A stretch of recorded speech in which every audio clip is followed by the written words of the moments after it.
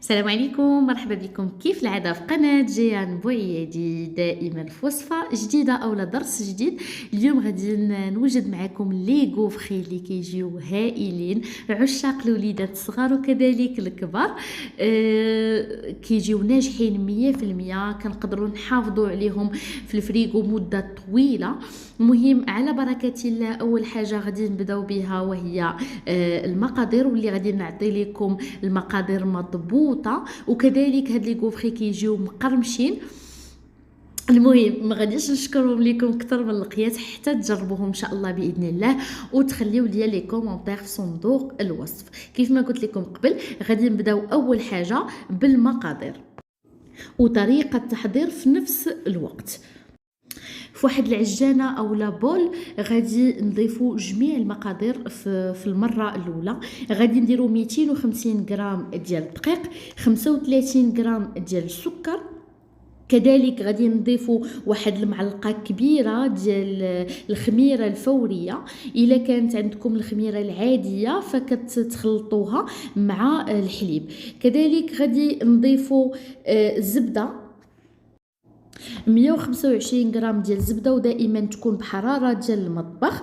واحد البيضه حتى هي تكون بحراره ديال المطبخ، وكذلك 100 غرام ديال الحليب اولا 100 مليلتر. غادي نخلطوا هاد المكونات مزيان في بعضها.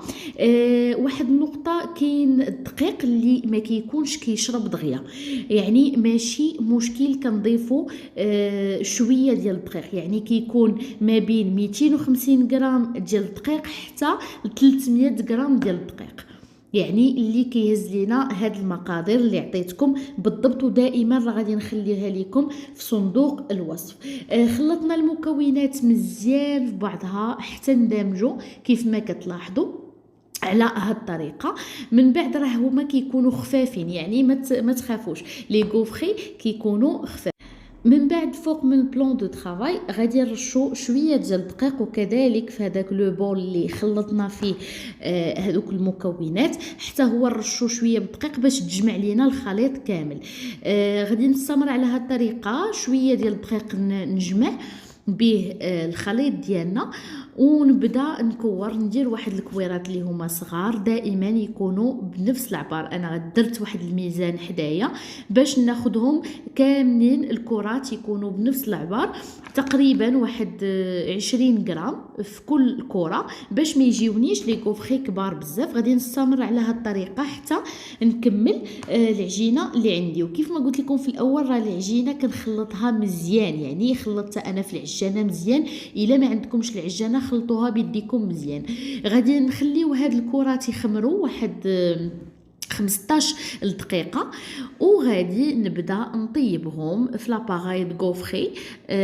قبل ما غادي نطيبهم كناخذوا الكره وكندوزها شويه في سنيده، والا كان السكر الاسمر كتكون حسن، كيعطيها واحد القرمشه اكثر وواحد اللون ذهبي اكثر. انايا ما متوفرش عندي في المنطقه اللي فيها، فكندير دائما سكر الابيض اولا سنيده، حتى هي كتعطي قرمشه وكتعطي هذيك لا بريونس والحلاوه شويه زايده لهاد لي غوفري.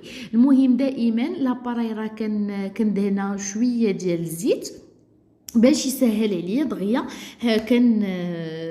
كتهز ليا الغوفري. المهم غادي نستمر على هذه الطريقه حتى نكمل جميع لي غوفري اللي عندي.